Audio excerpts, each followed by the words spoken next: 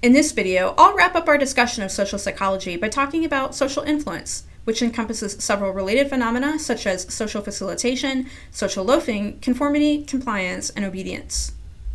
Social influence is defined as the process by which people change their behavior as a result of the presence of others. Typically, the focus in social influence is on changes in people's actual outward behavior. This is distinguished from persuasion, where the focus is more on changing a person's cognitive attitudes or beliefs. Of course, these two can certainly be related in that changing someone's attitude may very well end up changing their behavior too. For example, changing someone's attitude about a particular political candidate might make it more likely that the person will then go out and vote for that candidate. However, it's also worth noting that attitudes and behavior are surprisingly not as strongly correlated as you might think. Although we often like to think of ourselves as rational creatures who always behave in accordance with our core values and beliefs, research shows that often this isn't the case. A lot goes into influencing what we actually do in any given situation, and our attitudes are only one piece of the puzzle. The first social psychological experiment ever conducted was done by Norman Triplett in 1898. Triplett watched bicyclists who competed in two different types of races. In one race, the cyclists competed in individual time trials. That is, each cyclist raced a particular route on his own, and at the end, all of the competitors' different times were compared. In a second type of race, the cyclists directly competed against each other on a race course at the same time. Triplett noticed that the cyclists tended to record faster times, on average, when they were directly competing versus racing independently. To study this in more depth, Triplett devised the following experiment. Participants came into the lab and completed a very simple task. They just wound a spool as fast as they could. Triplett randomly assigned some participants to complete the task by themselves and other participants to complete it at the same time as others. He found that, indeed, participants were faster to wind the spool when others were present versus when they were alone. The resulting phenomenon is called social facilitation, where people perform better on tasks when they are with others compared to when they are by themselves. Maybe you've experienced this yourself if you notice that you perform better during a performance or athletic competition when you're in front of a crowd versus just practicing on your own. Why does social facilitation occur? It's thought that the presence of other people increases our physiological arousal. For easy tasks, this increased arousal is helpful for our performance. It amps us up and helps us execute better than we normally would have otherwise.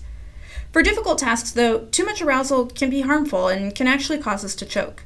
Therefore, social facilitation occurs best for simple or well-learned tasks. Of course, as anyone who has ever completed a group project knows, people don't always work harder when they're with others. Instead, they might sometimes slack off in a phenomenon called social loafing. Social loafing occurs when people put in less effort when they are working with a group compared to working individually. It's been observed not just on group projects in school, but for many other kinds of tasks as well. For example, in one study, participants were simply asked to yell as loud as they could, either by themselves or in a group. Unbeknownst to the participants, the researchers had cleverly devised a way to measure each person's individual decibel output. Consistent with the social loafing phenomenon, people yelled louder when it was just them versus when they were in a group. So why does the presence of others sometimes cause us to work harder and sometimes to slack off? It mainly comes down to whether the output is group-based or individual. With individual outputs, such as individual race times, the presence of others can increase our performance, especially for simple or well-learned tasks. In contrast, when the output is group-based, that is, everybody's contributions are averaged together, people tend to socially loaf. One way to combat social loafing, then, is to make each person accountable for his or her individual efforts. If each person's outputs are known and directly observable, people are far less likely to slack off on a group task. The presence of other people can also influence our behavior through our inherent desire to belong and fit in. Conformity is the act of changing one's actions to align with the group's norms.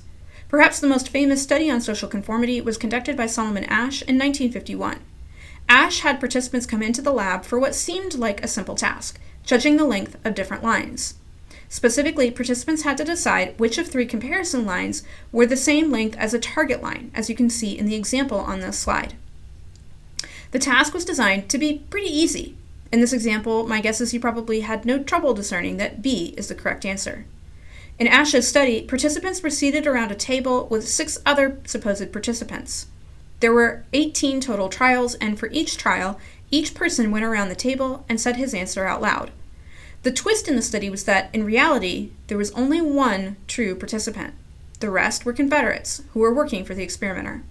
Moreover, on 12 of the trials, the Confederates were instructed to all say the same wrong answer. For instance, each of the Confederates might say that A is the correct answer in the example picture on this slide, when it clearly is not. Asch had set up the experiment so that the participant was always assigned to go next to last. If 5 other people before you all said that A was the correct answer here, what do you think you would do? Asch found that on the critical trials, 35% of participants' responses corresponded to the Confederates' incorrect answer. Moreover, roughly 75% of participants caved to the pressure of conformity and gave an incorrect answer on at least one trial during the experiment. After the study was over, Asch interviewed the participants and found that there were a couple different reasons why they might choose to conform. First, some participants knew that the Confederates were incorrect, but outwardly conformed simply to avoid public embarrassment.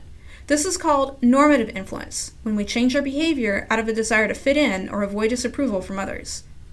Other participants genuinely began to question their own judgment.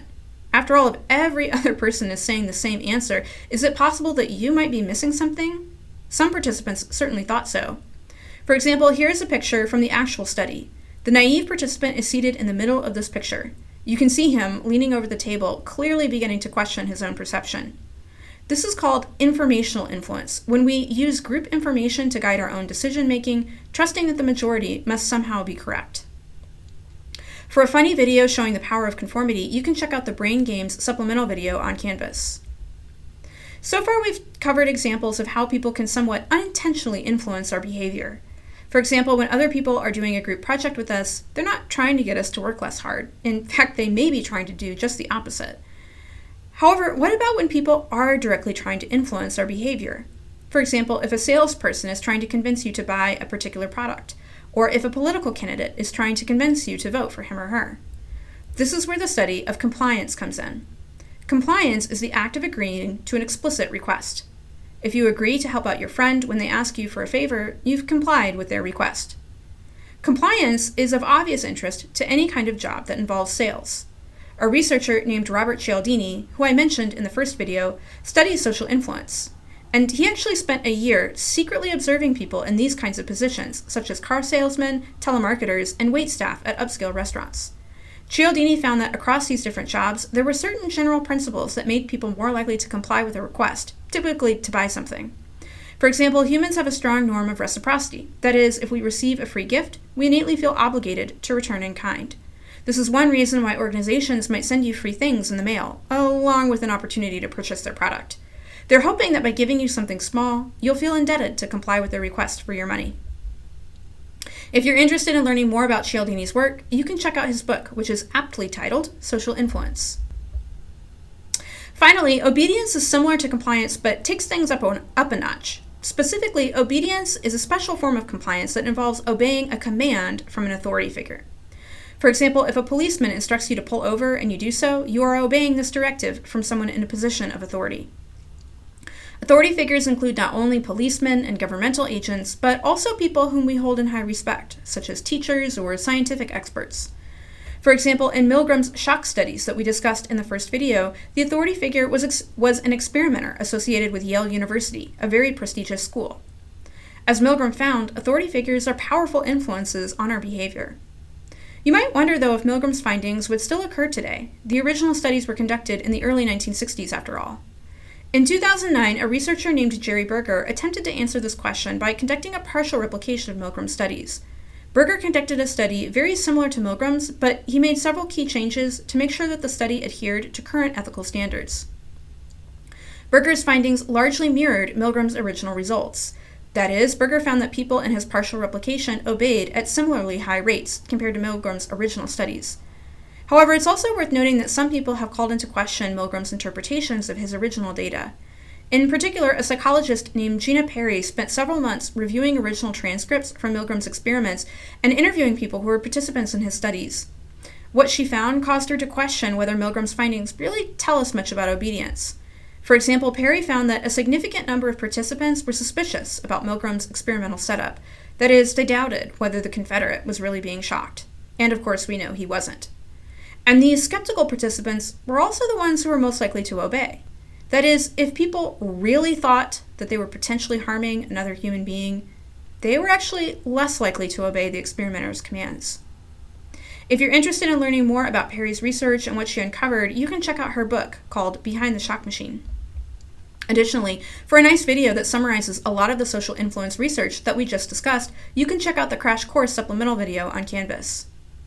In this video, we covered topics related to social influence, including social loafing, social facilitation, conformity, compliance, and obedience. For the exam, you'll need to be able to define and distinguish between each of these terms and identify them in an example. You should also be able to describe the results from some of the key studies we talked about, such as the Asch conformity studies and the Milgram shock studies.